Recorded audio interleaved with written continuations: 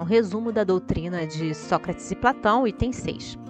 Os demônios, aqui é Sócrates e Platão falando, os demônios preenchem o espaço e separa o céu da terra.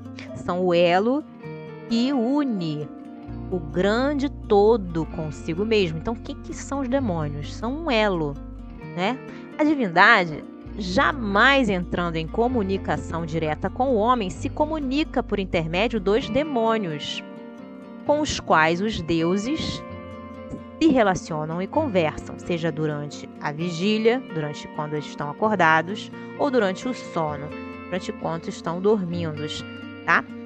Aqui, Platão vai explicar o seguinte: a palavra daemônio, da qual se originou a palavra demônio, não era compreendida no sentido negativo na antiguidade, como é compreendida nos tempos atuais. Então, nos tempos atuais, nós falamos, quando a gente fala demônio, a gente pensa num filme de terror, pensa num bicho de chifre, de rabo e pata de cabrito, de cabra, etc. Pensa em coisas assustadoras. Naquela época, demônio, né, era o gênio, né, eram os anjos, não eram coisas ruins, eram coisas que uniam a terra, o céu e a terra. Bom, essa palavra demônio não se aplicava apenas aos seres malévolos, mas aos espíritos em geral. Então, todos os espíritos eram demônios, entre os quais se distinguiam os espíritos superiores, chamados de deuses. Então, os deuses, né, quando ele fala, os deuses se relacionam e conversam com os demônios.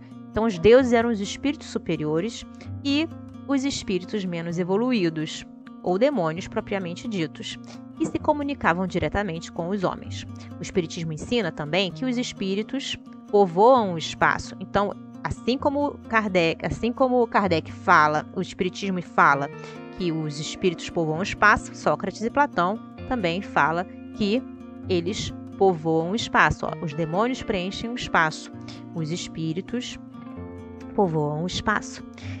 O Espiritismo também diz que Deus somente se comunica com os homens por intermédio dos espíritos puros, encarregados de nos transmitir a sua vontade.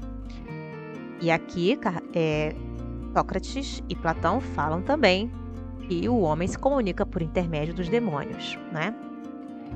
Bom, o Espiritismo também explica que os espíritos se comunicam conosco durante a vigília, enquanto estamos acordados, e durante o sono, que é a mesma coisa que Sócrates e Platão falaram acima. Substitua-se a palavra demônio por espírito e tereis a doutrina espírita. Coloque-se a palavra anjo e tereis a doutrina cristã. Então, né, a doutrina cristã se utiliza da palavra anjo. A doutrina de Sócrates e Platão se utiliza da palavra demônio, porque na época não tinha um sentido negativo. E a doutrina espírita se utiliza da palavra espírito.